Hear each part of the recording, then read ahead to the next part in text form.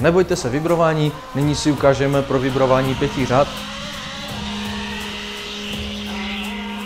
Vidíme, že vzorek se nám třepe jak zpětné zrcátko na dálnici D1, avšak vidíme, že beton je krásně uvibrovaný.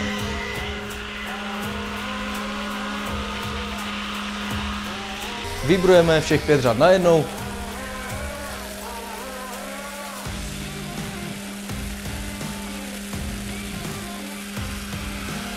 Vibrátor máme až dole v první řadě, vidíme, že k žádným deformacím nedošlo, k žádným prasklinám a podobně.